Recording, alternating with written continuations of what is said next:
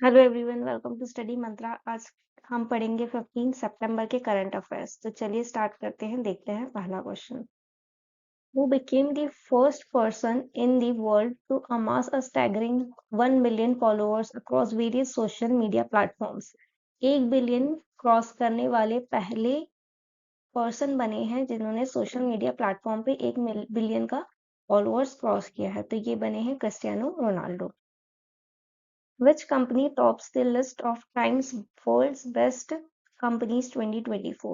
इसमें टॉप किया है एप्पल ने। एप्पल यूएस की कंपनी है। यहाँ पे टॉप 5 कंपनीज के नाम लिखे हैं। फर्स्ट पे Apple, second Accenture, third Microsoft, fourth BMW group and fifth Amazon. जो कि आप ये भी याद रखना इनके हेडक्वार्टर्स कहाँ पे हैं। इंडियन कंपनीज की रैंकिंग देखते हैं। एचसीएल टेक जो है उसने लीड किया है इंडियन कंपनीज में। उसकी पोजीशन है 112th।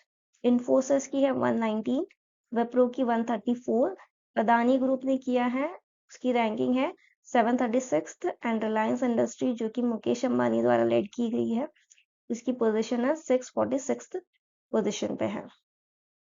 Where was BRICS literature forum 2024 held? तो ये हुआ है रशिया में।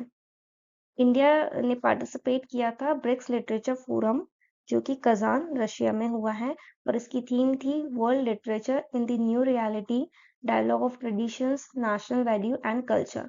इंडियन रिप्रेजेंटेटिव थे माधव कौशिक एंड डॉक्टर के श्रीनिवास राव जो साहित्य अकेडमी से हैं।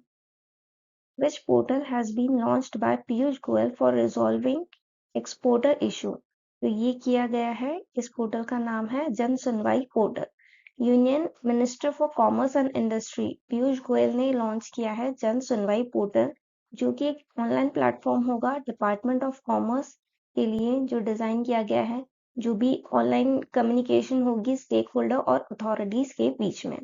इसका ऑब्जेक्टिव ये है कि ऑनलाइन प्लेटफॉर्म मिलेगा जिससे वो स्टेक होल्डर्स और अथॉरिटीज कम्युनिकेट कर सकती हैं और एक प्रोवाइड करेंगे कि डायरेक्ट और ट्रांसपेरेंट चैनल मिले जिससे वो ट्रेड और इंडस्ट्री रिलेटेड जो भी इश्यूज है उसे सॉल्व कर सकें। अब इसमें कौन कौन से डिपार्टमेंट एक्सेस कर सकते हैं, जैसे department of commerce, DGFT, director general of foreign trade, tea board, coffee board, spices board, rubber board और APEDA. Where was national security strategies conference held? तो ये हुई थी न्यू दिल्ली में। होम मिनिस्टर अमित शाह ने इनॉग्रेट किया था 2 day national security strategy conference जो कि न्यू दिल्ली में हुई थी। इसका ऑब्जेक्टिव ये था कि सॉल्यूशन फाइंड करना, जो भी मेजर सिक्योरिटी चैलेंजेस हैं उसके लिए सॉल्यूशन फाइंड करना through discussions. Zanskar festival is the major festival of which state और यूटी? तो ये है लद्दाख का फेस्टिवल। ये नाइन्थ टाइम फेस्टिवल हुआ था और ये इसलिए इम्पोर्टेंट है क्योंकि जब ज़ंस्कार को एक ऑफिशियली डिक्लेयर्ड डिस्ट्रिक्ट बोला गया है, इसके बाद ये फर्स्ट टाइम सेलिब्रेट किया गया है festival. Where was third edition of Indus X summit held? तो ये हुआ है कैलिफोर्निया में। ये तीसरा एडिशन था इंडस एक्स समिट का जो कि कैलिफोर्निया में हुआ है। Marked significant progress in advancing joint defence innovation ecosystem बनाया जाएगा बिटवीन इंडिया एंड यूएसए और ये को ऑर्गेनाइज किया जाएगा US India strategic partnership forum and Stanford university द्वारा। इस इवेंट का फोकस ये होगा कि डिफेंस कोलैबोरेशन को इम्प्रूव करना through innovation, joint research and investment. इसका आउटकम ये है कि एमओयू साइन होगा between India's innovation for defence excellence and US department of defence innovation unit. दोनों के बीच में एमओयू साइन होगा जिससे डिफेंस इनोवेशन में कोऑपरेशन बढ़ेगा। Who launched the website for Ashtalakshmi महोत्सव एट भारत मंडपम न्यू दिल्ली? तो ये लॉन्च की गई है ज्योतिरादित्य सिंधिया द्वारा।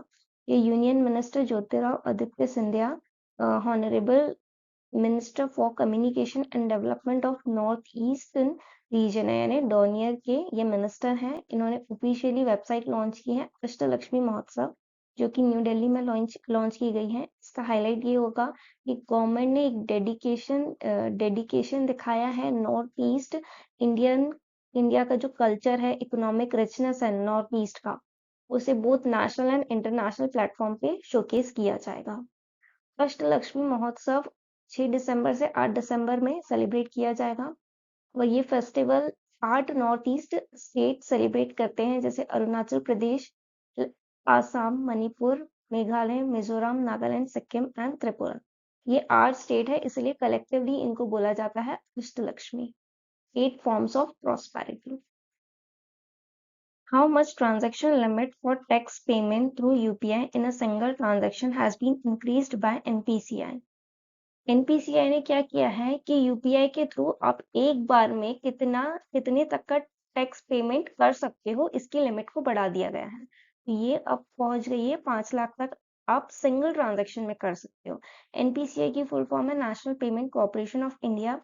इन्होंने टैक्स लिमिट बढ़ा के कितनी कर दी है, 5 लाख सिंगल ट्रांजैक्शन में। अब ये जो भी मर्चेंट्स होंगे वो MCC 9311 के अंडर में आना चाहिए। ये इनका मर्चेंट कोड होता है, इसके अंडर में आएगा तो ही स्ट्रिक्टली रूल्स हैं कि वो पेमेंट कर सकता है, टैक्स पेमेंट कर सकता है यूपीआई के थ्रू। पहले इसकी लिमिट कितनी थी, 1 लाख की थी, अब उसे हटा के कितना कर दिया गया है, 5 लाख कर दिया है, क्योंकि ये बहुत इजी ऑप्शन होता है लोगों के लिए कि यूपीआई करते हैं, इसलिए गवर्नमेंट ने इसकी लिमिट को बढ़ा दिया गया है।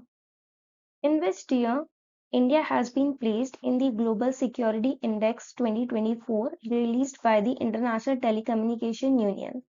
तो इंडिया टियर 1 में आ चुका है।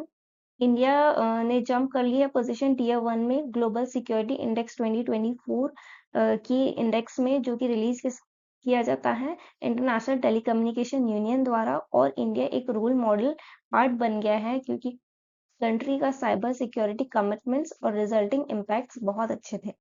अब इसमें 5 असेसमेंट होते हैं, लीगल मेजर्स होता है, technical, organisational measures, capacity development and cooperation. ये 5 पिलर्स होते हैं, उसके बेसिस पे रैंकिंग दी जाती है। इंडिया की परफॉर्मेंस बहुत अच्छी थी, इसलिए उसे टियर 1 कैटेगरी में डाल दिया गया है। और टियर 1 कैटेगरी में 47 कंट्रीज हैं, जैसे कि Australia, Bangladesh, Belgium, Brazil, Egypt, US, Iceland, Greece, Sweden, Portugal, Qatar, Norway, Turkey, UK और दूसरी भी अदर कंट्रीज है जो कि टियर 1 में आई हैं। 47 कंट्रीज में इंडिया की भी रैंकिंग है और टोटल 5 टियर हैं इसमें, ये याद रखना। Which company has been honored with the National Energy Leader Award by the Confederation of Indian Industry Green Business Center for the 6th consecutive year? लगातार 6th बार नेशनल एनर्जी लीडर अवार्ड मिला है। किसके द्वारा दिया गया है, CII-GBC द्वारा दिया गया है। तो ये मिला है राष्ट्रीय इस्पात निगम लिमिटेड को, ये 6th टाइम मिला है, याद रखना। और ये राष्ट्रीय इस्पात निगम लिमिटेड की जो कॉर्पोरेट एंटिटी है विशाखापट्टनम स्टील प्लांट, इसे दिया गया है नेशनल एनर्जी लीडर अवार्ड। किसके द्वारा, confederation of Indian industry green business centre द्वारा। और इन्हें एक और अवार्ड मिला है, नेशनल एनर्जी लीडर अवार्ड के अलावा मिला है excellent energy efficient unit award. ये उन्हें 8th टाइम लगातार मिला है, तो 2 अवार्ड मिले हैं, याद रखना, एक 6th टाइम मिला है और एक 8th टाइम। और CMD ऑफ राष्ट्रीय इस्पात निगम लिमिटेड कौन है, वो है AK बागची। तो चलिए आज का सेशन इतना ही था, मिलते हैं नेक्स्ट सेशन में। Thank you.